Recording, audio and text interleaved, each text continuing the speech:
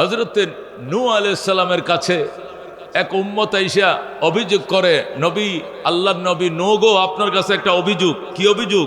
আমার বাচ্চাগুলো হয় আর অকালে মারা যায়, হয় আর অকালে মারা যায়। আল্লাহর নবী বললেন, আহারে, আমার উম্মতের বাচ্চা হয় আর মারা যায়। কতদিন পরে পরে তোমার বাচ্চাগুলো মারা গেছে? কয়জন মারা গেছে? 3জন বাচ্চা আমার মারা গেছে। অকালে হয় আর মরে যায়, হয় আর মরে যায়। বলো কি তুমি? 3টা বাচ্চা মারা গেছে। বড়টা কতদিন পরে মারা গেছে? কয়টা? মাত্র 2300 বছর বাঁচছিল। কয়শো বছর? 2300 বছর পরে মারা গেছে। এরপরে ছেলেটাকে বিয়েও করানোর সময়টা পাইলাম না। এরপরেরটা 2100 বছর মারা গেছে। আর ছোটটা মাত্র 1500 বছর হায়াত পাইছিল। এরপরে আমার ভূতে মারা গেছে, বিয়ে শাদিও করাইতে পারলাম না। আল্লাহ নবী দোয়া করে, আল্লাহ আমার এই উম্মতরে বাচ্চারা যাতে বেশি দিন বাঁচে, আল্লাহ দীর্ঘ হায়াত দাও। আর সামনে যেন এমন আর না হয়, সামনের বাচ্চাগুলো যেন দীর্ঘ হায়াত পায়। 2300 বছর মারা গেছে, বয়স পায়, এরপরেও নবীর কাছে দোয়া চায় আমার বাচ্চারা যেন অকালে না মারা যায়। মেরে ভাই ও দুস্থ বুজুর্গ, এখন বুঝেন তাদের হায়াতের অবস্থা কি ছিল। আর আমরা হায়াত, আমার উম্মতি মা বাইনা সিত্তিনা ও সাবঈন, আমার উম্মতি মা বাইনা সিত্তিনা ও সাবঈন। রাহমাতুল লিল আলামিন বলেন, আমার অধিকাংশ উম্মতের হায়াত 60 এবং 70-এর মাঝে ফুরিয়ে যাবে। সুবহানাল্লাহ। আমার অধিকাংশ উম্মত কত হায়াতের মাঝে দুনিয়াতে বিদায় নিবে? 60-70-এর ভিতরেই। আল্লাহ নবী নিজেই পাইছেন 63। কত? নবী নিজেই পাইছেন 63। তার বড় সাহাবী হযরত আবু বকর পাইছেন 63। তার আরেক ঘনিষ্ঠ সাহাবী হযরত ওমর, তিনিও পাইছেন 63। ওসমান পাইছেন আরো কম, আলী পাইছেন আরো কম, দৌহিত্র হাসান হোসেন পাইছেন আরো কম। বোঝা গেল উম্মত 70 পারি দেবে এমন উম্মতের সংখ্যা বড় কম। কতক্ষণ ঠিক কিনা? এরপরে আমরা রাহমাতুল লিল আলামিন সাল্লাল্লাহু আলাইহি সাল্লামের উম্মত। আমাদের কিতাব গ্রন্থ আল কোরআন, আমাদের নবীর নাম রাহমাতুল লিল আলামিন। আল্লাহ রাব্বুল আলামিন কোরআনের অনুসারী বানানোর কারণে, রাহমাতুল লিল আলামিনের উম্মত বানানোর কারণে হায়াত কম হলেও মর্যাদা বেশি। সুবহানাল্লাহ। হযরতে জাকারিয়া আলাইহিস সালাম, হযরতে হাসকিল আলাইহিস সালাম, হযরতে শামবিল আলাইহিস সালাম, হযরতে ইয়াহইয়া আলাইহিস সালাম, কয়জন? 4 জন। রাহমাতুল লিল আলামিন সাল্লাল্লাহু আলাইহি সাল্লাম ইরশাদ করেন, আমার কাছে জিবরাইল আলাইহিস সালাম এসে একটা অবাক হওয়ার মতো সংবাদ শোনাইলেন। আমি হতভম্ব হয়ে গেলাম, অবাক হয়ে গেলাম। সাহাবায়ে কেরাম বলেন, হুজুর অবাক করা সংবাদটা কি ছিল? সংবাদটা ছিল জিবরাইল এসে বলতেছে, ইয়া রাসূলুল্লাহ, হযরতে জাকারিয়া আলাইহিস সালাম, হযরতে ইয়াহইয়া আলাইহিস সালাম, হযরতে হাসকিল আলাইহিস সালাম এবং হযরতে শামবিল আলাইহিস সালাম, এই 4 জন আল্লাহর নবী আল্লাহর সান্নিধ্য অর্জন করার জন্য তারা হায়াত থেকে 80 বছর আলাদা করে ফেলছিল। কত বছর? 80 বছর। হায়াত থেকে তারা 80 বছর আলাদা করে ফেলছে। ওই 80 বছরে তারা কোনোদিন কি করবে না? ফ্যামিলির বাজার করার জন্য দোকানপাটে যাবে না, এরা হাল চাষ করবে না, ব্যবসা বাণিজ্য করবে না, চাকরির হাজিরা দিবে না। এই 80 বছর তারা জঙ্গলে থাকবে, জঙ্গলের পাতা লতার রস খাবে, আর তারা মাছ গোস্ত খাবে না, বউ বাচ্চাতে সাক্ষাৎ করবে না। 80 বছর আল্লাহ তাআলার বিশেষ সান্নিধ্যে তারা কাটাবে। কয় বছর? 80 বছর। এই 80 বছর মূল হায়াত থেকে তারা আলাদা করে ফেলেছে। আল্লাহর হাবিব এটা শুনে হতভম্ব হয়ে গেলেন। নবী বললেন, আল্লাহ আমার উম্মত তো 80 বছর বাঁচবেই না। আমার উম্মত তো মূল হায়াতেই 60-70, 80 বছর তো আমার উম্মত, অধিকাংশ উম্মত বাঁচবেই না। তাহলে তাদেরকে কত হায়াত দিয়েছেন আপনি? যারা ইবাদতের জন্য আল্লাহ তাআলার বিশেষ সান্নিধ্য অর্জন করার জন্য 80 বছরকে আলাদা করে, তাহলে তাদের মূল হায়াত কত ছিল? আমরা যেরকম চিল্লার জন্য 40 দিন আলাদা করে ফেলি, চাকরির থেকে অবসর হয়ে লই, রিটায়ার্ড হয়ে লই, আল্লাহ রাস্তা 3 চিল্লা দিব, 120 দিন দিব। এই 120 দিনকে ফ্যামিলির বাজার করে, 120 দিনকে চাকরিতে হাজিরা দেয়, 120 দিনকে হাল চাষ করে, সম্পূর্ণ আলাদা হইয়া এই লেক সিটির মানুষ চলে যায় সিরাজগঞ্জ 1 চিল্লা, কে আর পরে দেয় কে কোথায় ঠাকুরগাঁও আরেক চিল্লা, সিলেট দিছে আরেক চিল্লা, 340 120 দিন হায়াত থেকে আলাদা করে আল্লাহর পথে ঘুরতেছে, দিনে দাওয়াত নিতেছে, দাওয়াত দিতেছে, আল্লাহ বিল্লাহ করতেছে, আল্লাহর সান্নিধ্য অর্জন করার জন্য সে আল্লাহর পথে গেছে। অথবা 40 দিনের জন্য হজে চলে গেলাম, মক্কা মদিনা কাটাবো, আরাফা মিনা মুজদালিফা কাটাবো, হায়াত থেকে 40 দিন আলাদা করলাম, এটা আল্লাহর বিশেষ সান্নিধ্যের জন্য, নতুবা উমরার জন্য আলাদা করলাম। তাহলে আমাদের হায়াত হলো 60-70 বছর, আমরা 120 দিন আলাদা করি কি জন্য? আল্লাহর বিশেষ সান্নিধ্য অর্জন করার জন্য। আর তারা হায়াত থেকে 80 বছর আলাদা করে ফেলছে, যেরকম আল্লাহু আকবার। তাহলে তাদের মূল হায়াত কত হবে? কমপক্ষে কত বছর? 2000 বছর, 3000 বছর হায়াত হবে, 2500 বছর হায়াত হবে। সেখান থেকে 80,000 বছর তারা আলাদা করে, 80 বছর তারা আলাদা করে ফেলেছে সান্নিধ্য অর্জন করার জন্য। তাহলে তাদের হায়াতের সংখ্যা কত? আল্লাহর হাবিব আল্লাহর দরবারে কাঁদতে শুরু করেন, আল্লাহ আঙ্গুল কামড়াইতেছেন নবীজি, আল্লাহ আমার উম্মতরে তো গোটা হায়াতে দিছো তুমি 60-70 বছর, এর ভিতরে আমার অধিকাংশ উম্মত দুনিয়া ছেড়ে চলে যাবে আল্লাহ, আর তারা 80 বছর শুধু তোমার সান্নিধ্যের জন্য জঙ্গলে কাটায়। আমার উম্মত তো এই বিশাল সান্নিধ্য অর্জন করার থেকে মাহরুম হলো, বঞ্চিত হলো। আল্লাহ রাব্বুল আলামিন সাথে সাথে হযরত জিবরাইল আলাইহিস সালাতু ওয়াস সালামকে পাঠাইলেন, জিবরাইল আমার বন্ধুর কাছে যাও, যায় আমার বন্ধুরকে সুসংবাদ শোনাও। ও আমার রাহমাতুল্লিল আলামিন আল্লাহর বন্ধু, আল্লাহর পক্ষ থেকে আপনি সুসংবাদ গ্রহণ করেন। আপনার উম্মতের জন্য প্রতি বছর এমন একটা রাত্রির বরাদ্দ দেওয়া হয়েছে, এটা জীবনে একবার নয়, প্রতি বছর একবার, প্রত্যেকটা বছর ঘুরে ঘুরে এমন একটা রাত আপনার উম্মতের সামনে দিয়ে যাবে। এমন একটা রাত আপনার উম্মতের জন্য বরাদ্দ থাকবে। এক রাত যদি ইবাদত করতে পারে আপনার উম্মত, তারা 80 বছর ইবাদত করে 80 বছরের মর্যাদা লাভ করছে। আর আপনার উম্মত এক রাত্রের ইবাদত করে 83 বছর 6 মাসের ইবাদতের সওয়াব লাভ করবে। ওই রাতটা কোন রাত? কোন? লাইলাতুল কদরে খায়রু মিন আলফি শাহর। আল্লাহ রাব্বিব ডাক দেখো, জিবরাইল এই কথাটা কোন জায়গায় লেখা আছে? কই এই কথাটার জন্য আলাদা স্পেশাল সূরাই দেওয়া আছে, কই সূরা তেলাওয়াত করে শোনাও। তখন জিবরাইল সূরা তেলাওয়াত করে শোনাও, আউযু বিল্লাহি মিনাশ শাইতানির রাজিম, বিসমিল্লাহির রহমানির রহিম, ইন্না আনজালনাহু ফি লাইলাতিল কদর ওয়া মা আদরাকা মা লাইলাতুল কদর, লাইলাতুল কদর খায়রুম মিন আলফি শাহর। সুবহানাল্লাহ। লাইলাতুল কদর উম্মতের জন্য বরাদ্দ। এক রাত্রের ইবাদত 1000 মাসের থেকেও দামি। 1000 মাসকে 12 দিয়ে ভাগ দাও, কবে কত বছর হবে? 83 বছর 6 মাস হবে। যেরকম সুবহানাল্লাহ। এই জন্য মেরে ভাই দোস্ত, আসছি দুনিয়াতে সবার শেষে, আসছি দুনিয়াতে সবার শেষে, ইনশাআল্লাহ জান্নাতে যাব সবার আগে। জোরে আল্লাহ তুমি কবুল করো, জোরে কোন আমিন। আমাদের নবীর আগে অন্য কোনো নবী জান্নাতে ঢুকতে পারবে না, এ উম্মতের আগে অন্য কোনো উম্মত জান্নাতে ঢুকতে পারবে না। গুনাহগার মলেকিন খুশনসিবম, গুনাহগার মলেকিন খুশনসিবম। আমরা পাপী, তবে আমাদের কপাল ভালো, আমরা রাহমাতুল লিল আলামিনের উম্মত। সুবহানাল্লাহ। কিন্তু খুশনসিব এমনে হওয়া যাবে না, এমনে হওয়া যাবে না। সুন্নতের ভাম্পারে পাঁজা মারে ধরতে হবে। আপনি যাবেন টাঙ্গাল, চাঁদ রাত, ঈদের রাত্রে টাঙ্গাল যাবেন, ঈদের নামাজ পড়বেন, আল্লাহু আকবার। মহাখালী বাস স্ট্যান্ড গেছেন, যায় দেখেন সিট নাই, দাঁড়ায় যাওয়া যাবে, দাঁড়ায়াও নাই, সাদে যাওয়া যাবে, সাদেও নাই। ইঞ্জিল কবরে বসা যাবে, এখানেও সিট নাই। তাহলে বাড়িতে যাব কেমনে? গেট লক সার্ভিস, শুধু বাম্পারে ফাঁজা মারা ধরেন, দরজার মাঝে ব্যাগটা সাথে দিয়াম, বাম্পারে ফাঁজা মারা ধরেন, ইনশাআল্লাহ 1.5 ঘন্টার ভিতরে টাঙ্গাল আপনাকে পৌঁছায় দিব। কি করবে? সিট নাই, বাম্পারেও কি করছে না, সিটও পায় নাই, ইঞ্জিল কভারে জায়গা পায় নাই, দাঁড়ায়ও জায়গা পায় না, সাদেও জায়গা পায় না। গেইটের মধ্যে বাসের যে বাম্পার আছে, হেল্পারের সাথে পাঁজা মেরে ধরছে। 1.5 ঘন্টা পরে বাস যখন টাঙ্গাল যায় থামছে, সবার আগে বাড়ি থেকে যাবে। যেরকম কে যাবে? ওই বাম্পারের যাত্রী যিনি কাউন্টারে সবার শেষে আসছে, ওই যাত্রী সবার আগে বাড়িতে যায়া গোশত দিয়ে খায়া ঘুমায়া পড়বে। আর সিটের যাত্রীরা এখনো বক্সের মাল খোঁজাখুঁজি করতেছে। কথা কোন ঠিক কিনা?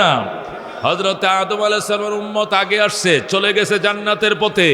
ইব্রাহিমের উম্মত রওনা করে দিয়েছে, মূসা ঈসার উম্মত আগে চলে গিয়েছে। সমস্ত নবীদের উম্মতরা জান্নাতের পথে আগে রওনা হয়ে গেছে। পৃথিবীর প্ল্যাটফর্মে আমরা সবার শেষে আইছি। এবার আল্লাহর নবী কয়, মান তামাসসাকা বিসুন্নতি ইনদা ফাসাদে উম্মতি ফালাহু আজরু মিআতি শাহীদ।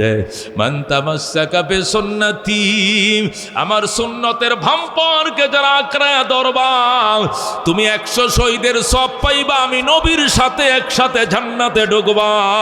জোরে কোন আল্লাহু আকবার। কানা মাই ফিল জান্নাহ, আমার সুন্নতকে যারা মহব্বত, মান আহাব্বা সুন্নতি ফাকাদ আহাব্বানি ওয়া মান আহাব্বানি কানা মাই ফিল জান্নাহ। আমার সুন্নতকে যারা ভালোবাসবে আমাকে ভালোবাসবে, আমাকে যারা ভালোবাসবে আমার লগেই জান্নাতে ঢুকবে। আল্লাহু আকবার। আমার সাথে জান্নাতে ঢুকবে। এই জন্য মেরে ভাই ও দোস্ত বুজুর্গ, এমন নবীর উম্মত হওয়ার পরেও যদি কপাল মন্দ হয়, এমন দামি কোরআন পাওয়ার পরও যদি কপাল মন্দ হয়, আল্লাহর কাছে জবাব দেওয়ার কোনো অজুহাত থাকবে না। শুধু বলবে ইয়া ওয়াইলাতা, ইয়া ওয়াইলাতা, ইয়া ওয়াইলাতা, হায় আমার ধ্বংস, হায় আমার ধ্বংস, আমার ধ্বংস। এটা আমার কপালে লেখা ছিল। মা লিহাদাল কিতাব, কি হলো আমল নামা? লা ইউগাদিরু সগীরাতান ওয়ালা কাবীরাতান ইল্লা আহসাহা। আমার জীবনের ছোট বড় এমন কোনো হিস্টোরি নাই যা লেখা হয় নাই, সব হিস্টোরি এখানে লেখা।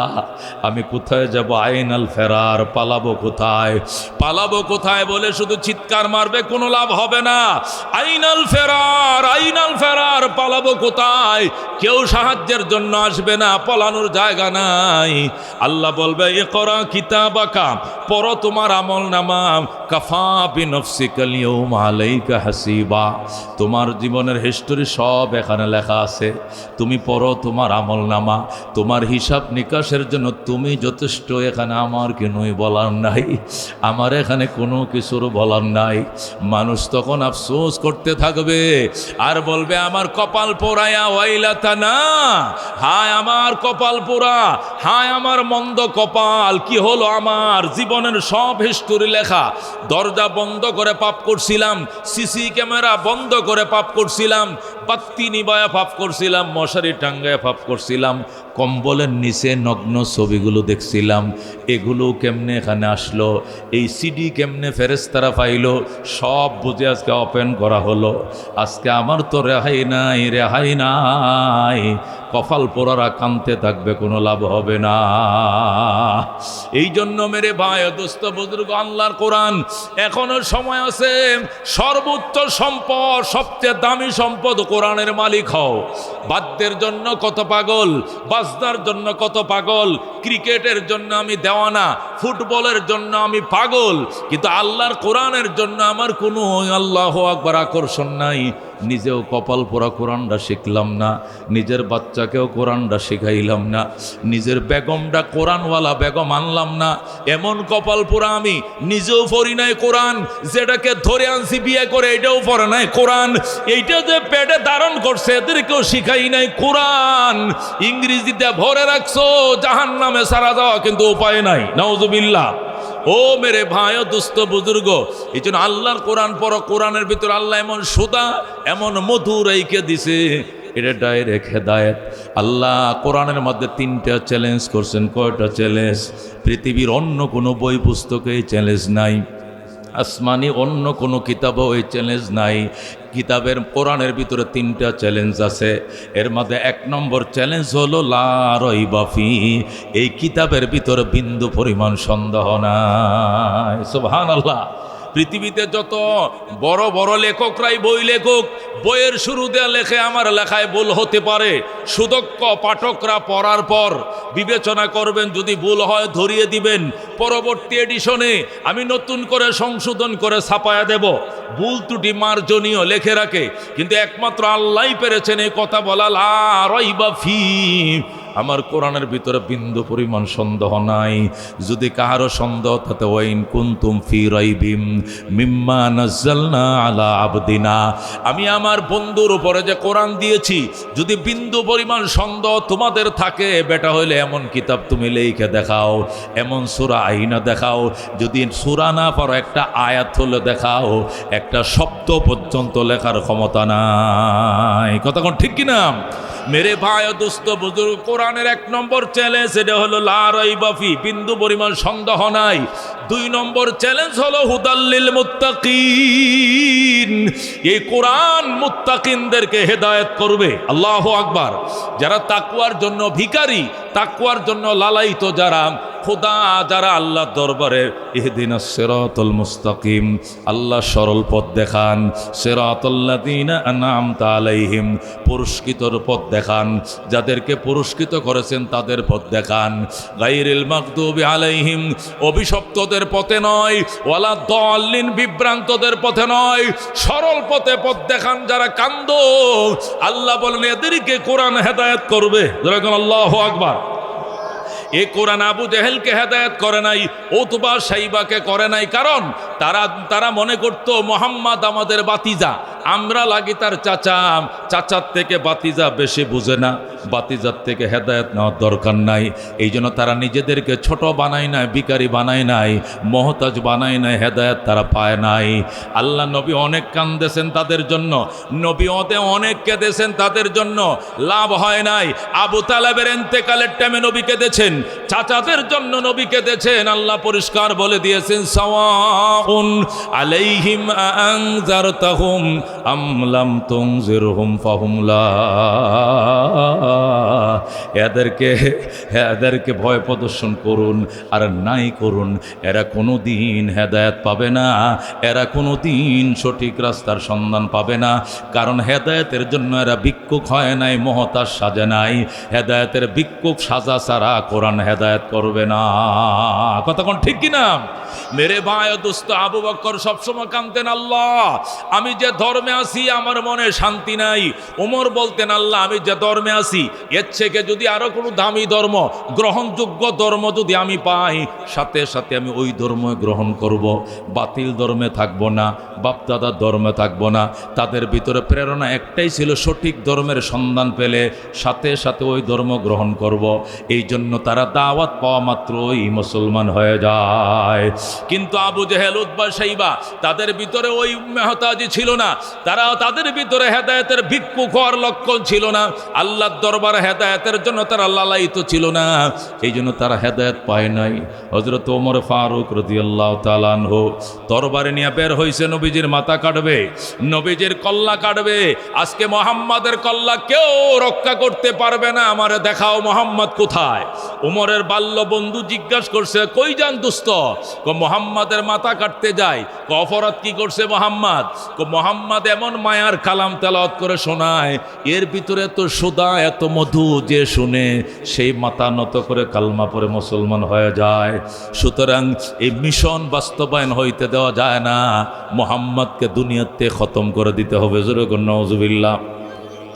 উমরের বাল্য বন্ধু যে মুসলমান হয়ে গেছে এটা উমরে জানতো না। উমরটা বাল্য বন্ধু ডাক দেখো, ওমর এতিম নবীর যদি অপরাধ কোরআন তেলাওয়াতে হয়, তাহলে এমন অপরাধী তো তোমার ঘরেও আছে, তোমার ঘরের বিচার আগে করো। ওমর কে আমার ঘরে কে? তোমার ছোট বোন ফাতেমা বিনতে খাত্তাব, তুমি হলো ওমর ইবনে খাত্তাব, তোমার বোনের নাম ফাতেমা বিনতে খাত্তাব, তোমার ভগ্নিপতি সাইদ ইবনে যায়েদ। এরা দুইজনকে এখন দেখে আইছি নবীজির সাহাবী উবাই ইবনে কাবকে দাওয়াত করে ঘরে আইনা আল্লাহর কোরআনের সূরা তাহা মুখস্থ করতেছে। আমি এখন শুনে আইছি জোরে জোরে পড়তেছে, বেড়ার বাহির থেকে শোনা যায়। তোমার বোন ফাতেমা বিনতে খাত্তাবের চিনো? ওমরকে চিনবো না কেন? আমার আপন বোন, সহোদর বোন। তোমার বোন ফাতেমা, তোমার ভগ্নিপতি সাইদ ইবনে যায়েদ, এরা দুইজনকে দেখে আসছি নবীজির সাহাবীকে দাওয়াত করে আইনা মুআল্লিম বানাইছে, মুআল্লিমের কাছে টিউশনি করতেছে, কোরআন শিখতেছে, তাহা সূরা তাহা থেকে পড়তেছে। ওমরকে আমি চ্যালেঞ্জ করলাম, আমার ফ্যামিলিতে এটা হতে পারে না, বিশ্বাসযোগ্য নয়। সাহাবীকে আমিও চ্যালেঞ্জ করলাম, চলো। চ্যালেঞ্জের পরে হযরত ওমর আসলো, আয়েশা দেখে বেড়ার সাথে কান লাগায় শুনে ঠিকই তার ছোট বোন সূরা তাহা তেলাওয়াত করতেছে, তাহা মা আনজালনা আলাইকাল কুরআন লিতাশকা ইল্লা তাযকিরাতাল লিমান ইয়াখশা তানজিলাম মিম্মান খালাকাল আরদা ওয়াস সামাওয়াতিল উলা আর রহমানু আলাল আরশি ইস্তাওয়া। হযরত ওমর তো শুনে মাথা নষ্ট। ওমর ডাক দেখো, ঠিকই তো আমার বোন কোরআন তেলাওয়াত করে, তবে প্রশ্ন হলে কোরআনের ভিতরে এত মায়া কেন রে? মনে হয় ভিতর থেকে আমার ম্যাগনেটের মতো, চুম্বকের মতো টানতেছে। আল্লাহু আকবার। ওমরের বাল্যবন্দি কই, এটা কোরআনের আকর্ষণ, এটা কোরআনের মুজিজা। কই মনে হয় যেন বেড়ার ভিতর দিয়ে আমারে আকর্ষণ করতেছে, টানতেছে, ভিতরে আমার কলিজারা মনে হয় ছিঁড়ে নিয়ে যাবে, আমি তো টিকতে পারতেছি না। হযরত ওমর রাদিয়াল্লাহু তাআলা বোনরে ডাক দেয়, দরজা খোল। বোন ক দরজা খোলা যাবে না, জলদি করে খুললে বোন খোল, আমি তো ওকে মারবো না, আমি মারার জন্য এসেছিলাম, এখন নিয়ত পাল্টে গিয়েছে। বোন আল্লাহর কোরআন কাছে থেকে আমার শুনতে দাও। আল্লাহু আকবার। এরপরে বোন ওমরকে বিশ্বাস করতে পারে না। বোন ডাক দেখো, ভাইয়া তুমি যে লৌহ মানব এটা আমি ভালো করে জানি, তুমি বাইল দিয়ে ভিতরে ঢুকবা, এরপর আমার তুমি মারবা, দরজা খোলম না। বোন দরজা খোলে না। হযরত ওমর দরজা লাথি মেরে ভেঙ্গে ভিতরে ঢুইকা নিজের বোনরে বগ্নিপতিরে মারতে মারতে অজ্ঞান করে ফেলেছে। রাসূলের সাহাবী ঘরের কোনায় পলাইছে। নবীজির যে সাহাবী যিনি মুআল্লিম ছিলেন, যিনি পড়াইতেছিলেন, উনি পলাইছে পাটির ভিতরে, আর তারা দুইজনকে অজ্ঞান করে ফেলেছে। অনেকক্ষণ পর যখন হযরতে ফাতেমার জ্ঞান ফিরে আসছে, চায়া দেখে নিজের ভাইটা মাথায় পানি ডালে। ফাতেমা ডাক দিয়া কো, ভাইয়া তুমি কত বড় নিষ্ঠুর, আমার আম্মু যেখানে তোমারে পেটে ধারণ করছিল, আমারে তো একেই পেটে ধারণ করছিল, তুমি যে আমার এইভাবে মাল্লা, তোমার কি একটু মায়াও লাগে নাই? তাছাড়া পরের সন্তানের গায়ে হাত তুললা কেন? মানুষ যত নিষ্ঠুর হোক না কেন নিজের ভাই বোনকে মারতে পারে, কিন্তু বগ্নিপতির গায়ে সভ্য সমাজে কেউ হাত তোলে না। তুমি কেন গো আমার স্বামীর গায়ে হাত উঠাইলা? আল্লাহু আকবার। ওমর ডাক দেখো, বোন আল্লাহর কোরআন তেলাওয়াতের অপরাধে তোদেরকে মারি নাই, আমি মেরেছি। দরজাটা খুলতে দেরি করলে কেন? দরজাটা খুললে দেরি করলে কেন? আল্লাহর কোরআন কাছের থেকে শুনতে দেরি করলি কেন রে? আমারে শোনাইতে দিলে, শুনতে দিলে না কেন? আল্লাহর কোরআন তুই আমার আরেকবার শোনা, আমি দেওয়ানা হয়ে গেছি, কোরআনের জন্য পাগল হয়ে গেছি। যেরকম আল্লাহু আকবার। ফাতেমা লাফতে উইটা নিজের মুখটা ওমরের কানের সাথে লাগায়া সূরা তাহা আবার তেলাওয়াত শুরু করে দিয়েছে। হযরত ওমর তেলাওয়াত শুনে আর সহ্য করতে পারে না, চোখের পানি দিয়ে বুক বাসায়, ডাক দেয়া কয়, ফাতেমা আমারে কোরআন শিখা, আমাকেও এ মায়ার কালাম শিখা। ফাতেমা ডাক দেয়া কয়, ভাইয়া দুটা কাজ করতে হবে, এক নম্বরে তোমাকে গোসল করতে হবে, দুই নম্বরে তোমাকে কালমা পড়তে হবে, এরপরে তোমাকে কোরআন শেখানো যাবে। ওমর কথা হলে গোসলের পানি দে। ফাতেমা গোসলের পানি দিছে, বোনের ঘরে ওমর গোসল করে ফেলেছে। আল্লাহু আকবার। এবার কালমা পড়াও। ফাতেমা ডাক দেখো, ভাইয়া আজকে 3 দিন পর্যন্ত নবীজি আপনার জন্য এবং আবু জাহেল ইবনে হিশাম এই দুইজনের জন্য আমার নবী কাঁদতেছে। আল্লাহর হাবিব আজকে 3 দিন পর্যন্ত খাওয়া নাই, নাওয়া নাই, শুধু একটাই দোয়া, আল্লাহ আবু জাহেল ইবনে হিশাম অথবা ওমর ইবনুল খাত্তাব এই দুইজনের যে কোনো একজনকে হেদায়েত দাও, আমি অসহায় নবীর হাতকে শক্তিশালী করো। আল্লাহ এই দুইজনের যে কোনো একজনকে হেদায়েত দাও। ওগো আমার ভাই, আল্লাহ নবীর দোয়া তোমার কপালে কবুল হয়ে গেছে। আল্লাহ তোমার দোয়া, তোমার কপালে নবীর দোয়া কবুল হয়ে গেছে। সুতরাং কালমা আমি পড়াবো না, আমি নবীজির দরবারে তোমাকে নিয়ে যাইব। চলো। হযরত ওমরের বোন ওমরকে নিয়ে নবীর দরবারে রওনা করলেন। ইতিমধ্যেই 39 জন মুসলমান হয়ে গেছে। কয়জন? ওমরের আগে আর 39 জন মুসলমান হয়েছে। পুরুষ 39 জন, মহিলা 12 জন। এই 39 জন পুরুষ আল্লাহ নবীকে মানব ডাল হয়ে পাহারা দিতেছে। কারণ সবাই জানে ওমর তরবারি নিয়ে বের হয়েছে নবীর মাথা কাটার জন্য। এই জন্য তারা নবীকে মানব ডাল হয়ে একটা ঘরের ভিতরে তারা এক ঘরের ভিতরে রয়েছে, আর দরজার মাঝে পাহারা বসাইছে হযরতে হামজা রাদিয়াল্লাহু তাআলা আনহুকে। হযরতে হামজা ছিলেন 39তম মুসলমান, আর ওমর হয়েছেন 40তম মুসলমান। যেরকম সুবহানাল্লাহ। হযরতে হামজা গেটে দাঁড়াইছে, দাঁড়ায় ডাক দেখ, ওমর কোথায় যাও? কিফ কিফ মানে দাঁড়াও, এখানে দাঁড়াও। কই যাও? আমি নবীজির দরবারে যাই। কেন? আমি কালমা পড়তে যাই। না, খবরদার, আমরা শুনেছি তুমি নাকি নবীজির কল্লা কাটার জন্য বের হয়েছ। ওমর ডাক দেখো, কল্লা কাটার জন্য বের হয়েছিলাম, কিন্তু নিয়ত পরিবর্তন করে ফেলেছি। আমি কল্লা কাটবো না রে, আমি কালমা নেওয়ার জন্য ঘুরতেছি। আমি কল্লা কাটবো না, আমি কালমা নেব। এরপরে হামজা ডাক দেখো, এটা তোমার পলিসি, তোমার ঢুকতে দেওয়া হবে না। ওমরের বোন ফাতেমা বলতেছে ঢুকতে দেন, আমার ভাই নবীর সাথে কোনো খারাপ আচরণ করবে না, ঢুকতে দেন। হামজা তরবারিটা রাখো। ওমর তরবারি রাখছে, রাখার পরে নবীর কাছে জিজ্ঞেস করে লই, আল্লাহর হাবিবের কাছে যায়, বলে ইয়া রাসূলুল্লাহ, যে লৌহ মানব তরবারি নিয়ে বের হয়েছিল আপনার মাথা কাটার জন্য, সে এখন কালমা পড়ার জন্য উদ্গ্রীব দাঁড়ায় রইছে, আপনার দরবারে আসার পারমিশন হবে নি? নবীকে আমারে দেখতে দাও। কই যে গেইটে দাঁড়ায় রইছে। নবী দূরের থেকে তাকায় বলে, ওমরের কপালে ইমানের নূর চমকাইতেছে, ওমরে ঢুকতে দে, ঢুকতে দে, বাধা দিস না। হযরত ওমরকে নবী যখন প্রবেশ করতে দিলেন, হযরত ওমর আল্লাহর হাবিবের কদমে পড়ে কালমা পড়ে মুসলমান হয়ে যায়। আল্লাহর হাবিব ডাক দেখ, ওমর, আজকে 3 দিন পর্যন্ত তোমার জন্য আর আবু জেহেলের জন্য দোয়া করতেছি। আল্লাহ তোমার কপালে আমার দোয়া কবুল করে ফেলছে, আবু জেহেলের ভাগ্যে কবুল হয় নাই। আসো বাবা, আজকে 3 দিন পর্যন্ত খানা নাই, আমি 3 দিন খাই না, ঘুমাই না, গোসল নাই, তোমাকে নিয়ে খানা খাবো। ওমর ডাক দেখো, ইয়া রাসূলুল্লাহ, যে তরবারি দিয়ে আপনার মাথা কাটতে এসেছিলাম, ওই তরবারি দিয়ে ওই সমস্ত লোকের মাথা দেহ থেকে বিচ্ছিন্ন করে ফেলবো। কারা আপনাকে গালি দিয়েছে বলেন, কারা আপনাকে অপমান করেছে বলেন, কারা আপনাকে কষ্ট দিয়েছে বলেন, কি দুঃখে 3 দিন পর্যন্ত আপনি খান নাই, ঘুমান নাই? নবী বলেন, যারা আমাকে গালি দিয়েছে, যখন গালি দিয়েছে, যেখানে গালি দিয়েছে, আমি সেখানে তখনই তাদেরকে মাফ করে দিয়েছি। আমি প্রতিশোধ নিব না ওমর, প্রতিশোধ ইসলামে নাই। ইসলাম তরবারির জোরে আগায় নাই, ইসলাম আগিয়েছে আদর্শের জোরে। আল্লাহু আকবার। সুতরাং ওমর প্রতিশোধ নেওয়ার পারমিশন দিব না। আল্লাহর হাবিব সাল্লাল্লাহু আলাইহি ওয়াসাল্লাম পারমিশন দেয় না। ওমর কথা হলে আমি আল্লাহর ঘর তওয়াফ করে আসি, এরপরে খাওয়া দাওয়া হবে। কয় কেন? কয় আরবরা এখনো মক্কার কাফেরের অপেক্ষা করতেছে, আপনার কল্যাণ নিয়ে যাব। আমি তো কল্যাণ নিয়ে যাব না, আমি তো কলমা নিয়ে যাব। এই জন্য আমি বাইতুল্লাহর সামনে এলান করে আসি। আল্লাহু আকবার। হযরত ওমর ফারুক রাদিয়াল্লাহু তাআলা আনহু কুশার মাঝে তরবারিটা এইভাবে কুশার মাঝে রাখলেন, এইভাবে রাইখা তরবারিটা এইভাবে রইছে।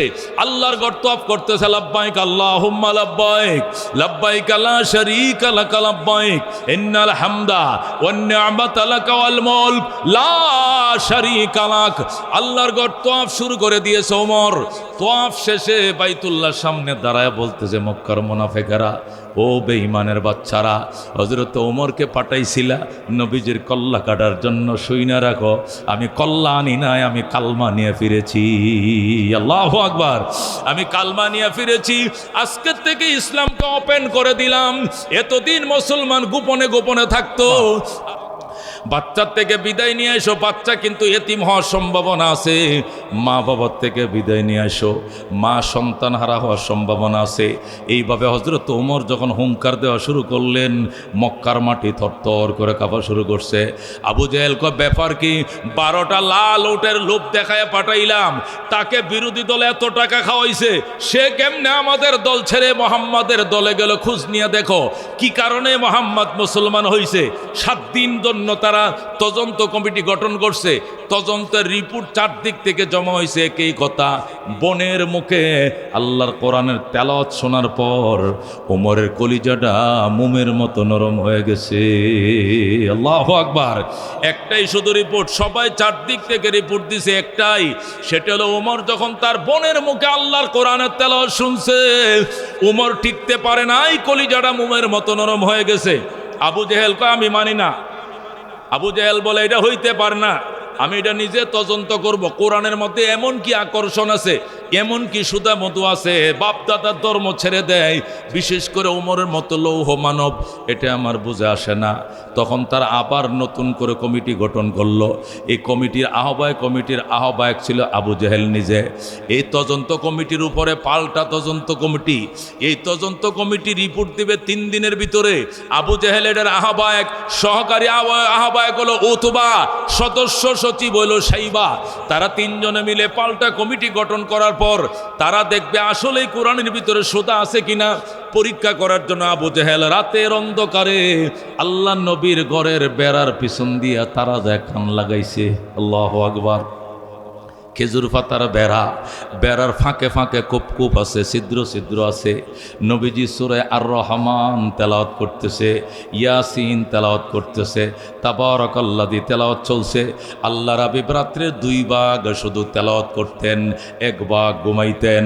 এই তেলাওয়াত শুনতে শুনতে আবু জেহেল, উতবা, সাইবা 3 জন যে বেড়ার সাথে কান লাগাইছে, বেড়ার ভিতর দিয়ে এমন কোরআনে আকর্ষণ করতেছে আর কান সরাইতে পারে নাই। শেষ রাত পর্যন্ত তারা আল্লাহর কোরআনের তেলাওয়াত শুনছে। শুইনা যখন দেখছে নামাজের টাইম হইছে, মুসলমানরা হয়তো বা হেরেমে আসবে নামাজ পড়ার জন্য, এই জন্য তারা 3 জন পলাইছে। পলায় এক গুহার ভিতরে যায় বসছে। 3 জন বৈশে কেমন লাগছে বস? উতবায় কয় আমার জামা ভিজে গেছে চোখের পানিতে। আল্লাহু আকবার। সাইবা বলে আমার চাদরটা ভিজে গেছে। আবু জেহেল বলে আমার দাড়ি বা এখনো পানি পড়তেছে। আল্লাহু আকবার। হাইরে আমার পরিস্থিতি ওমরের তেও বেহাল দশা হয়ে গেছিল। মন চাইছিল বেড়াটা লাথি মেরে ভেঙ্গে নবীর কদমে পড়ে কালমা পড়ে মুসলমান হয়ে যায়। আল্লাহু আকবার। মেরে ভাই ও দোস্ত বুজুর্গ, আবু জেহেল নিজে এই বাসায় এসে তদন্ত কমিটির প্রধান হইয়া আবার নিজেও সে তদন্ত করে পাইছে আল্লাহর কোরআনের বিরুদ্ধে মারাত্মক আকর্ষণ। আল্লাহ বলেন হুদাল্লিল মুত্তাকিন, এই কোরআন মুত্তাকিনদেরকে ডাইরেক্ট হেদায়েত করবে। জোরে কোন সুবহানাল্লাহ। আরবরা যখন দেখলো কোরআন এটার ভিতরে জাদু, এর ভিতরে মধু, এর ভিতরে সুদা, এটা দিয়া হেদায়েত ছাড়া আর কিছু পাওয়া যায় না, এই দিয়া জাতিকে আল্লাহু আকবার গুমরাহি থেকে একমাত্র রক্ষা করা যায়। আর যারা এই কোরআন মেনে চলবে বাপদাদার ধর্মের অস্তিত্ব রাখবে না, এই জন্য তারা জরুরি সংসদে অধিবেশন ডেকে কোরআনের বিরুদ্ধে তারা প্রজ্ঞাপন জারি করলো। তারা জরুরি ভিত্তিতে রাত্রে সংসদ ডেকে, আবু জেহেল হলো সংসদের স্পিকার, তারা রাত্রে বিল পাশ করলো আর বলল আজকের থেকে কোরআন তেলাওয়াত করতে দেওয়া হবে না। মুসলমানরা যদি ওপেন কোথাও তেলাওয়াত করে সেখানে ডিস্টার্ব করতে হবে, ব্যাঘাত তৈরি করতে হবে, নতুবা বাপদাদার ধর্ম ঠিকানো যাবে না। আল্লাহু আকবার। তারা প্রজ্ঞাপন জারি করে দিল। তারা যখন প্রজ্ঞাপন জারি করলো, আল্লাহ রাব্বুল আলামিন ওহির মাধ্যমে নবীকে জানায় দিলেন ওয়াকালাল্লাযীনা কাফারু লা তাসমাউ লিহাযাল কুরআন ওয়ালগাউ ফীহি লাআল্লাকুম তাগলিবুন। আল্লাহু আকবার। আল্লাহ রাব্বুল আলামিন বলেন ওয়াকালাল্লাযীনা কাফারু, কাফেররা সিদ্ধান্ত পৌঁছে গেল, তারা প্রজ্ঞাপন জারি করে ফেললো আর বলল লা তাসমাউ লিহাযাল কুরআন, ও মক্কার বাসিন্দারা এই কোরআন শোনো না, এই কোরআন শ্রবণ করবা না, ওয়ালগাউ ফীহি, বরং কোরআনের ভিতরে ডিস্টার্ব করবা, ব্যাঘাত তৈরি করবা, হইচই খেল তামাশা শুরু করে দিবা। লাআল্লাকুম তাগলিবুন, তাহলেই মাত্র বাপদাদার ধর্মের বিজয় ধরে রাখতে পারবা, নতুবা বাপদাদার ধর্ম টিকে রাখা যাবে না। যখন তারা প্রজ্ঞাপন জারি করে ফেলল, কাফেরদের ভয়ে মুসলমানরা পর্যন্ত নিস্তব্ধ হয়ে গেল। আল্লাহ রাব্বুল আলামিন তাদের প্রজ্ঞাপনের বিরুদ্ধে পাল্টা প্রজ্ঞাপন জারি করে দিলেন। আল্লাহু আকবার। আল্লাহ তাআলা বললেন বন্ধু, এই নিয়ে ভয়ের কোনো কারণ নাই। তারা যতই প্রজ্ঞাপন জারি করো, কোরআন শোনা যাবে না, কোরআন শোনানো যাবে না। আমি আল্লাহ পাল্টা কর্মসূচি দিলাম, ওয়াইদা কুরিআল কুরআন ফাসতামিউ লাহু ওয়া আনসিতু লাআল্লাকুম তুরহামুন। বলেন আল্লাহু আকবার। আল্লাহ তাআলা পাল্টা প্রজ্ঞাপন জারি করে বললেন আল্লাহর কোরআন তেলাওয়াত যেখানেই হবে সেখানে যাইবা, কান লাগায় শুনবা, নীরব থাকবা। তুমি পড়বা না, অন্যেরা পড়তেছে শুনবা। নামাজে ইমাম সাহেব হুজুর পড়তেছে, তুমি নীরবে শুনবা, তুমি পড়িও না। ইমাম সাহেব পড়তেছে শুনবা, ওয়াজের মধ্যে পড়তেছে শুনবা, তারাবির মধ্যে পড়তেছে শুনবা, তুমি পড়বা না। ও আনসিতু, এবং নিস্তব্ধ থাকবা, নীরব থাকবা, শুনবা। এটা বললে যথেষ্ট ছিল। তারপরে কেউ ব্যাখ্যা করতে পারবে যে শোনা যদি না যায় তাহলে তো আমি পড়তে পারবো, যেরকম জোহরের আসরে আল্লাহ কয় ওয়ান সিতু, এই শব্দটা অতিরিক্ত নাজিল করে বলছে যে না, নীরব থাকবা, শুনবা তো শুনবা, শোনা যদি নাও যায় তবু নীরব থাকবা, তুমি নিজে পড়বা না। যেরকম আল্লাহু আকবার। এই আয়াত থেকে ইমাম আবু হানিফা রহমতুল্লাহ আলাই এবং ইমাম আহমদ ইবনে হাম্বল রহমতুল্লাহ আলাই একমত। তারা বলেন ইমাম যখন কেরাত পড়বে, ইজা কানা লাকুম ইমামুন ফাকিরাতুল ইমাম লাকুম কারা, যেহেতু ইমামের পিছনে ইক্তাদাইতু বিহাযাল ইমাম বলেছ, ইমামের কেরাতেই তোমার কেরাত, তুমি কেরাত পড়বা না, চুপ করে থাকবা। শুধু শোনা গেলে আমিন পিছন দিয়ে বলবা, ওয়ালা দাল্লিন বলার পরে তুমি কিছুই পড়বা না। আল্লাহু আকবার। এই জন্য মেরে ভাই দোস্ত বুজুর্গ, এবার আন্দাজ করে দেখেন আল্লাহর কোরআনের কি আকর্ষণ। এই কোরআন দিয়ে যদি মেরে ভাই দোস্ত বুজুর্গ সিনাটাকে সাজানো হয়, এই সিনাটা আর সে আজিম হয়ে যাবে। যেরকম সুবহানাল্লাহ। আল্লাহর হাবিব বলেছেন ওই অন্তর আর জাহান্নামের আগুন এক জায়গায় যাবে না, যে অন্তরের ভিতরে আল্লাহর কোরআন প্রবেশ করেছে। সুবহানাল্লাহ। নবী বলেন ওই সিনার উপরে জাহান্নামের আগুন হারাম, যে সিনার ভিতরে আল্লাহর কোরআন ঢুকেছে। আল্লাহু আকবার। এই কোরআন যেখানেই লেগেছে দামি বানাইছে। কোরআন নাজিল হয়েছে মক্কা, মক্কা দামি হয়ে গেছে। কোরআন নাজিল কমপ্লিট হয়েছে মদিনা, মদিনা দামি হয়েছে। কোরআন নাজিল হয়েছে নবীর উপরে, নবী সমস্ত নবীর উপরে দামি নবী হয়ে গেছে। কোরআন নাজিল হয়েছে রমজান মাসে, রমজান মাস সমস্ত মাসের উপরে দামি হয়ে গেছে। কোরআন নাজিল হয়েছে লাইলাতুল কদরে, লাইলাতুল কদর সমস্ত রাত্রের মধ্যে দামি হয়ে গেছে। কতক্ষণ ঠিক কিনা? কোরআন শিখছে হাফেজ, হাফেজ দামি হয়ে গেছে। কোরআন শিখছে আলেম, আলেম দামি হয়ে গেছে। কোরআন লিখছে যে কাগজে, কাগজ দামি হয়ে গেছে। কোরআন রাখছে যে রেহালের, রেহাল দামি হয়ে গেছে। কতক্ষণ ঠিক কিনা? মেরে ভাই ও দোস্ত বুজুর্গ, এই কোরআন দিয়ে যে সমাজ গড়েছে এই সমাজটা দামি হয়ে গেছে। কথা কোন ঠিক কিনা? হযরত ওমর রাদিয়াল্লাহু তাআলা আনহু এই কোরআন দিয়ে সমাজ গড়েছিলেন। হযরত ওমরের এলাকার এরিয়া কত ছিল? বাংলাদেশের এরিয়া হলো 1,55,000 বর্গ মাইল, আর ওমরের শাসন এরিয়া ছিল 2,55,00,000 বর্গ মাইল। বলেন সুবহানাল্লাহ। বাংলাদেশ 1,55,000 বর্গ মাইল, আর উমরের শাসন এরিয়া ছিল 2,55,00,000 বর্গ মাইল, মানে অর্ধেকটা পৃথিবী। যেরকম আল্লাহু আকবার। এরপরে ছোট্ট একটা কোরআন দিয়া শাসন করার কারণে কি হয়েছিল অবস্থা কিতাবে লেখে, ওমর শুয়ে রয়েছে মদিনায় খেজুর গাছের তলায়। সেখান থেকে 1,500 মাইল পশ্চিমে আফ্রিকার জঙ্গল থেকে হরিণ আর সিংহ একসাথে নেমে আইছে পানির ঘাটে পানি পান করার জন্য। হরিণ আর সিংহ একটার গালের সাথে আর একটা গাল মিলায়া পানি পান করে। হরিণ সিংহর দিকে তাকায় না, সিংহ হরিণের দিকে তাকায় না। পানি পান করে সিংহ এদিকে যায়, হরিণ ওদিকে যায়। কিছু দূর দূরে যায় হরিণ দাঁড়ায়, মামা একটু দাঁড়ান, মামা দাঁড়ান। সিংহ কি কবি, জলদি আগে তো আপনাদের অত্যাচারে জঙ্গলে থাকতে পারি নাই, কিন্তু এখন এত বড় পরহেজগার কেমনে হইলেন? বাগিনাদের একটু খবরও লন না, ঘটনা রাখি। আমরা ভালো আছি না মন্দ আছি একটু খবর তো লইবেন। এই যে একসাথে পানি পান করলাম, একটু জিজ্ঞাইলন না কেমন আছোস বাগিনা। সিংহ ডাক দেখো, বাগিনা কথা কম ক, হযরত ওমরের শাসন চলছে। আল্লাহু আকবার। হযরত ওমরের শাসন চলছে, এখানে খাতির করার সময় নাই।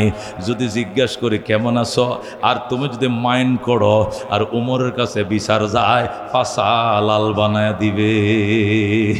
ক্যা নজর থি জিসনে মুর্দোं को मसीहा कर दिया, दिल को रोशन कर दिया, आँखों को बीना कर दिया, खुद न थे जो राह पर औरों के हादी बन गए, क्या नजर थी जिसने मुर्दों को मसीहा कर दिया, दिल को रोशन कर दिया, आँखों को बीना कर दिया। दुर्फशानी ने तेरी कतरों को दरिया कर दिया, दिल को रोशन कर दिया, आँखों को बीना कर दिया। ज़रा मरहबा। হযরত ওমর অর্ধেকটা দুনিয়া শাসন করে, আল্লাহু আকবার বলেন। হযরত ওমর যখন দখল করে নিলেন রোম মানে ইটালি তখন রোম ছিল পরাশক্তি, পারস্য ছিল পরাশক্তি। দুই পরাশক্তিকে ওমর দখলে নিয়ন্ত্রণে নিলেন। রোম নিজের দখলে, পারস্য দখলে, ইয়ামেন দখলে, বাহরাইন দখলে, মিশর দখলে, সিরিয়া দখলে, সব ওমর দখলে নিয়ে নিলেন। হঠাৎ করে সংবাদ আসছে ওমর এখনো জেরুজালেমটা দখলে আনা যায় নাই, ইহুদি বস্তি জেরুজালেমটা এখনো আমাদের নিয়ন্ত্রণের বাহিরে। জেরুজালেম নিয়ে যদি একটু মনোনিবেশ দিতেন ভালো হতো। ওমরের কাছে যখন বিচার দেওয়া হলো, সাথে সাথে ওমর চিঠি লিখলেন, ও জেরুজালেম কর্তৃপক্ষ, ইহুদির বাচ্চারা, হে ইসরায়েলের দল ইহুদিরা, আমি খলিফাতুল মুসলিমিন ওমর ইবনুল খাত্তাব বলছি, চিঠি পাওয়া মাত্রই বাইতুল মুকদ্দাসের চাবি, কাগজপত্রের মিউটেশন, খারিজনামা সহ মদিনায় ওমরের কাছে পাঠায়া দাও, দেরি করলেই যুদ্ধ হবে। যারা কোন আল্লাহু আকবার। হযরত ওমর যখন চিঠি পাঠাইলেন কার কাছে? মদিনার থেকে 1700 কিলোমিটার দূরে জেরুজালেম কর্তৃপক্ষ ইহুদিদের কাছে যখন চিঠি পাঠাইলেন, ইহুদিরা চিঠি পড়তেছে আর পশমের গোড়ায় গোড়ায় পানি বের হইতেছে। সর্বনাশ! ওমরের সাথে রোমাঞ্চ সেনারা পারে নাই, ইটালিয়ান বাহিনী পারে নাই, রাশিয়ার বাহিনী পারে নাই, ইরানি বিপ্লবী গাটরা পারে নাই, ইয়েমেনিরা পারে নাই, আমরা জেরুজালেমরা তো পারবই না। কি চিঠির উত্তর দেওয়া যায়? তাদের সেনা সবাই নিয়ে বসছে। বসার পরে তারা ও সিদ্ধান্তে উপনীত হয়েছে, তারা চিঠির উত্তর দিছে, জাহাপনা ও খলিফাতুল মুসলিমিন আমিরুল মুমিনিন ওমর, আপনার সাথে যুদ্ধের সামর্থ্য আমাদের নাই, নিয়ত আমাদের নাই। আমরা পরিষ্কার বলে দিয়েছি আপনার সাথে আমরা যুদ্ধে জড়াবো না। আমরা জেরুজালেমের চাবি, কাগজপত্র সব রেডি করে রাখছি। আপনি দয়া করে একটু মদিনার থেকে আমগো দেশে ভিজিট করতে আসেন, জেরুজালেম ঘুরে যান, বেড়ায় যান, নিরস্ত্র হয়ে আসবেন, বেড়ায়া যাবেন। আপনাকে দেইকে আমরা সিদ্ধান্ত নিতে চাই কোন শক্তির বলে অর্ধেকটা জাহানকে দখল করছেন। আল্লাহু আকবার। আপনার শক্তির উৎসটা কোথায়? আপনি কি টাকা দিয়ে দেশ কিনছেন, নাকি অর্থ দিয়ে কিনছেন, নাকি সোলজার দিয়ে সৈন্য দিয়ে দেশ দখল করছেন, নাকি আপনার কাছে ব্যতিক্রম ধর্মী কোনো আদর্শ আছে? আমরা দেখতে চাই। ওমর, আপনি জেরুজালেম বেড়ায় যান, আপনি ভিজিট করে যান জেরুজালেম। এখানে আসতে দেরি হবে, বাইতুল্লাহ চাবি কাঠি কাগজপত্র আপনাকে বুঝায় দিতে দেরি করব না। আল্লাহু আকবার। হযরত ওমর রাদিয়াল্লাহু তাআলার সাথে সাথে গোলামকে অর্ডার দিয়ে দিলেন, গোলাম এই শাহী উট রেডি করো, গদি লাগাও আর লাগাম লাগাও, চাবুক রেডি করো, জেরুজালেম যাব রেডি করো। গোলাম সাথে সাথে শাহী উট সাজাইলেন, রেডি করলেন। হযরত ওমর লাফ দিয়ে বসছে। মদিনার থেকে জেরুজালেম 1700 কিলোমিটার। হযরত ওমর উটের পিঠে উইটা বসছে। গোলাম রে বলছে, যাও, 1700 কিলোমিটার বেশি না। গোলাম লাগাম ধরে টানতেছে আর মনে মনে বলতেছে, 1700 কিলোমিটার যদি আমার দিয়া লাগাম টানায় তাহলে রাস্তার মধ্যে আমি শেষ হয়ে যাব। এই লম্বা রাস্তা আমি কেমনে যাব?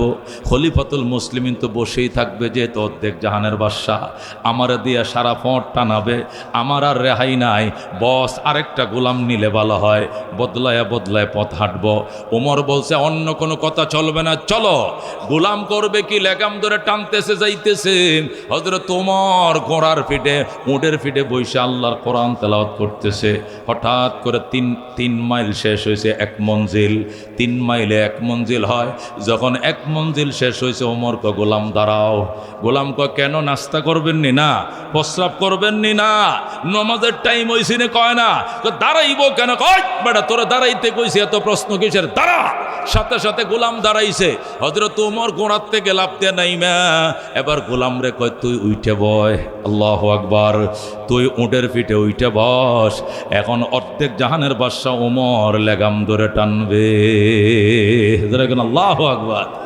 মনের মাঝে শুধু এই বেদনা, আসবে কবে সেই সূর্য সেনা, যারা করবে জারি কোরআনে যে দরায়, যারা করবে জারি কোরআনে যে দরায়, যাদের অভাবে আজ এই হতাশা পূরণ করিবে যারা, জাতির আশা তাদেরই পথ চেয়ে আসবে বিজয়, করবে জারি কোরআনে যে দরায়, যারা করবে জারি কোরআনে যে দরায়। জোরে গণ মারহাবা।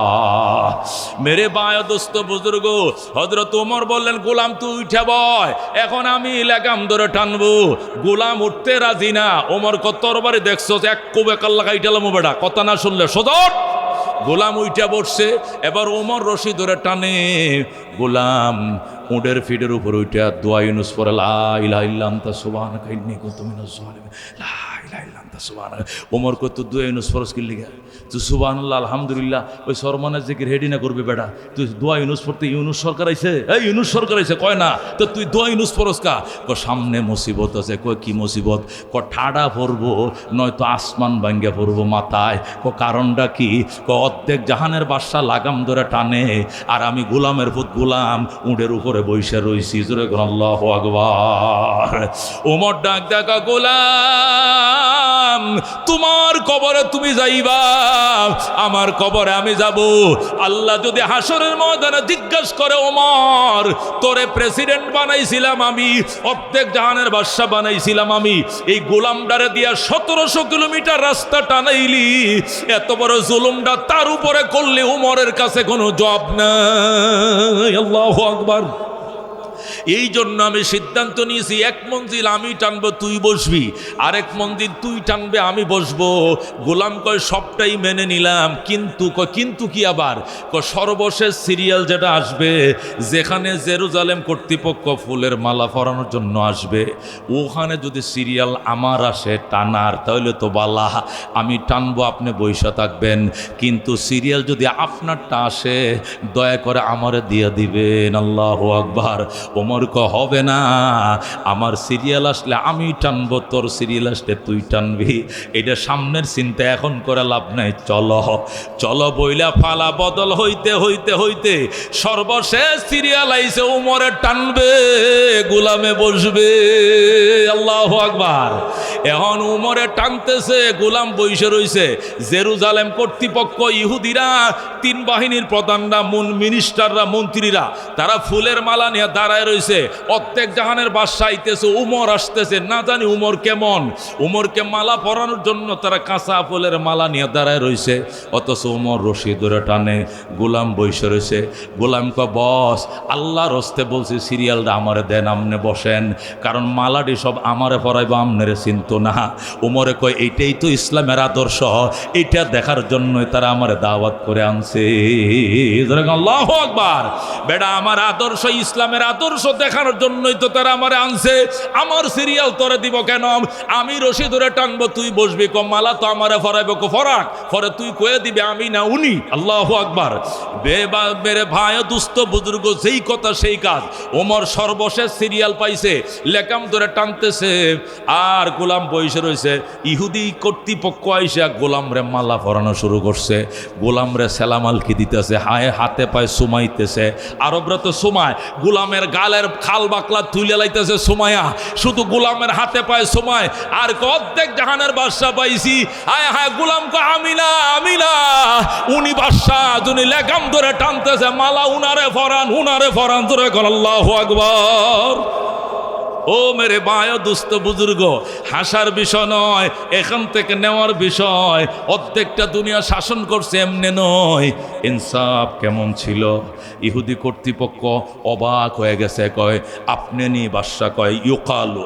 ওমর কয় ইউকালু, লোকেরা তো বলে, মানে এটা বলে না, হ্যাঁ আমি অর্ধেক জাহানের বাদশা। বলছে আপনি আনতা মালিকুদ দুনিয়া, আপনি কি জগতের বাদশাহ? উমর কই ইউকাল, লোকেরা তো বলে, আমি বলি না, আমি তো আল্লাহর গোলাম। জোরে কোন আল্লাহু আকবার।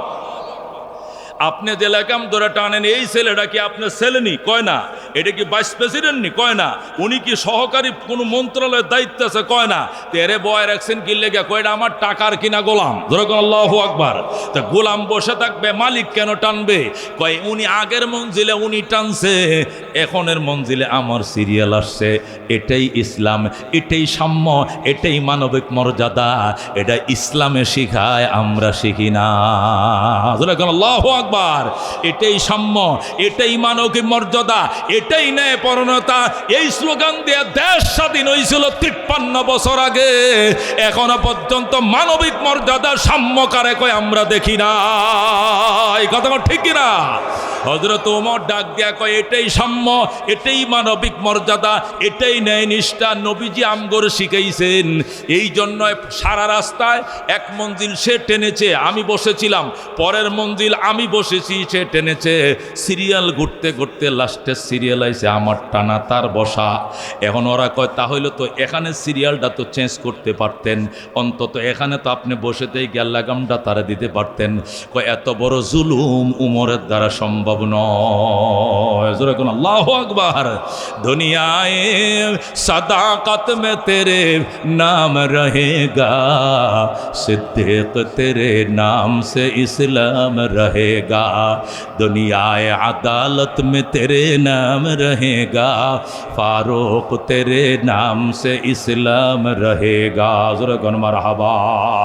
हजरत उमर रदियल्लाहु ताआला अन्हु नबीजीर चाचा हजरत अब्बास के डाक देखो, अब्बास चाचा, अब्बास आसो। ও নবীজির চাচা আব্বাস আসো। কই যাবেন? রাত্রে বেরিয়ে যাব, দেখি আমার বিরুদ্ধে কার কোনো অভিযোগ আছে কিনা। হযরত ওমর নবীর চাচা আব্বাসকে নিয়ে বের হয়ে গেছে। গভীর জঙ্গলে যায়, দেখে পাহাড়ের গুহার ভিতরে একটা ফ্যামিলির ঘরে বাতি জ্বলতেছে। ওমর কয় এই ঘরের পিছন দিয়ে যাও, কোনো অভিযোগ আমার বিরুদ্ধে নিশ্চয় হচ্ছে, নাহলে রাত 2টা বাজে বাতি জ্বলে কেন? ওমর বলেন আব্বাস রে নিয়ে গেলাম, যায়া বেড়ার পিছনে কান লাগাইলাম, কান লাগায় শুনি বাচ্চারা কাঁদতেছে। ওমর দরজা টান দিয়া কয় দরজা খোলা, মহিলা বাচ্চা কান্দে কেন? মহিলা দরজা খুলছে, কয় বাচ্চা কান্দে, ঘরে বাত নাই। ঘরে বাত নাই মানে তোমাদের কামাই করেন না, কেউ নাই? কয় না, এর বাবাটা নবীর সাথে জাহাদ করে শহীদ হয়ে গেছে। আল্লাহু আকবার।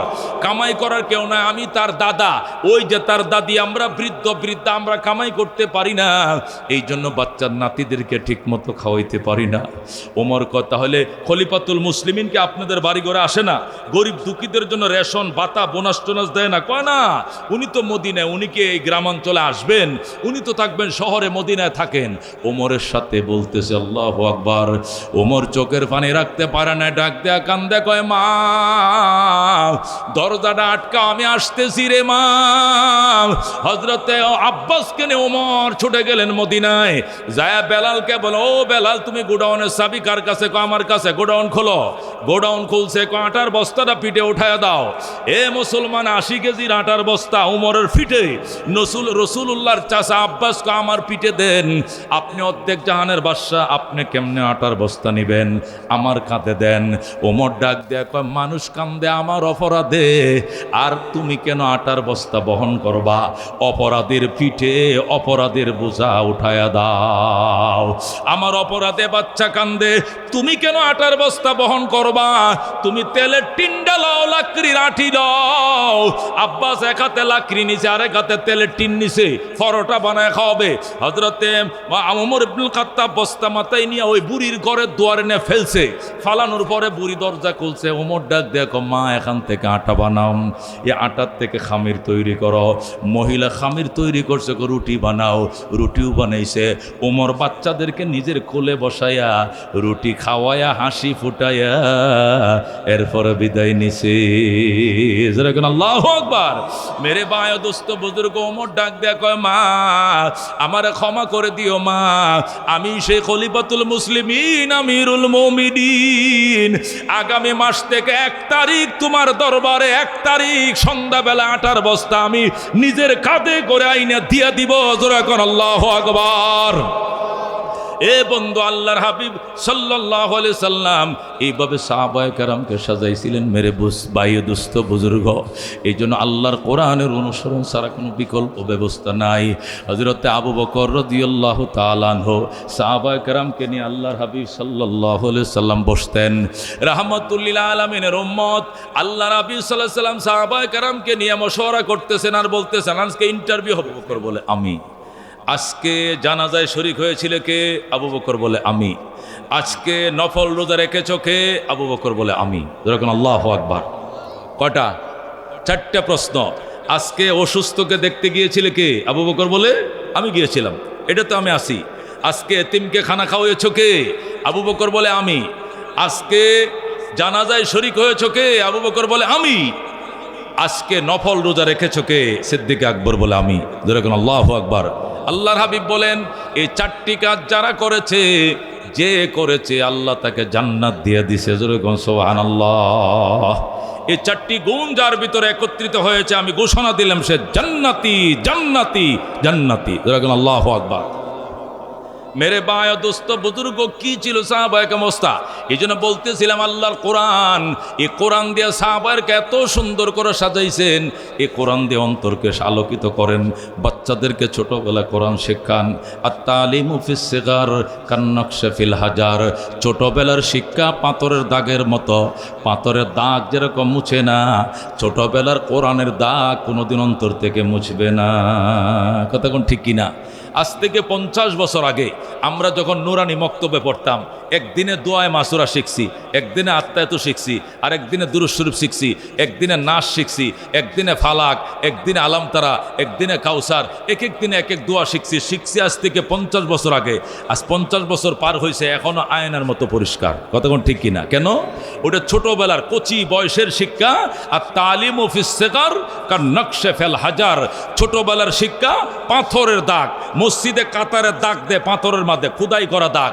মসজিদ যতদিন আছে, টাইলস যতদিন আছে, দাগ হয়তদিন আছে। পাথরের দাগ যেরকম মুছে না, ছোটবেলা কোরআনের শিক্ষার দাগ কোনোদিন মুছে না। কতক্ষণ ঠিক কিনা? আল্লাহর হাবিব বলেন, মান কানা আউয়ালু কালামিহি লা ইলাহা ইল্লাল্লাহ ওয়া আখিরু কালামিহি লা ইলাহা ইল্লাল্লাহ ফাদাখালাল জান্নাহ।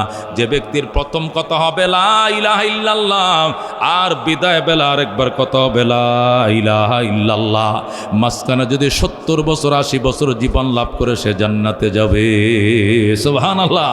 বাচ্চা যত যেদিন শিখবে কলম ও কলম, দয়কার দা দয়কার দা দাদা, নয়কার না নয়কার না না না, আক্ষরিক জ্ঞান যেদিন সন্তান শিখবে, ওই দিন কলিজা ছিদ্র করে ঢোকা আশহাদু আল্লাহ ইলাহা ইল্লাল্লাহু ওয়া আশহাদু আন্না মুহাম্মাদান আবদুহু ওয়া রাসূলুহু, ওই দিন যদি শাহাদাতের কালিমা শিখাও, এটা মৌতের বিছানায় 80 বছর পরেও মনে আইসা যাবে, মুখ দিয়ে বের হয়ে যাবে। কতক্ষণ ঠিক কিনা?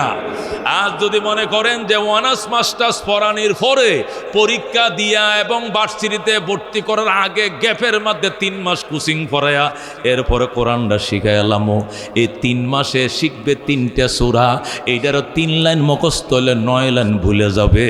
কারণ বাত্তি হয়ে গেছে, এখন আর মনের ভিতরে দাগ পড়বে না। আমার মুসল্লি সিল্লা 3টা দিয়েছে, একটা তো রংপুর, একটা দিনাজপুর, একটা ঠাকুরগাঁও। 3 সিল্লা দিয়ে মাশাআল্লাহ আইসে। আর পরে চাচা 3 সিল্লা দিয়েছেন, বয়স কত? 59 বছর আমার, রিটায়ার্ডের পরে 3 সিল্লা। কি শিখছেন? 2-3টা দোয়া শিখে আইছিলাম, এটিও যমুনার হেপারে থুয়েছি। কারণটা কি? যাও শিখছিলাম বুড়া বয়সে, তো এই পারে আর আনতে পারি নাই, ওই অনেকটি মনে নাই। কি শিখছিলাম? আল্লাহ মাগফিরলি, আল্লাহ মাগফিরলি, আল্লাহ মাগফিরলি মা হাইনা, হ্যাঁ হ্যাঁ হাইনা হাইনা হাইনা। এরপরে কি শিখছিলেন? মাইতিনা মাইতিনা, ওরে অশাহিদিন, হ্যাঁ অশাহিদিন। আমি কয়ে দিলাম হ্যাঁ, মানে কি মনে পড়তেছে কিছু কিছু। 3টা চিল্লা 120 দিন দিয়ে আইছে, 3টা দুয়া আবার আমার সাথে মস্কারি করে হুজুর এটি যমুনার হেপারে তুইছে। নদী ফারোয়ারটা আমি এই ফারের আনতে পারি নাই, এলো বুড়াকালের শিক্ষার অবস্থা। এই জন্য মেরে ভাই ও দুস্থ বুজুর্গ, যে দলেই করি না কেন, যে শিক্ষায় শিক্ষিত হই না কেন, কালমা নিয়ে তো কবরে যাওয়ার নিয়ত আছে নাকি? কার কার আছে?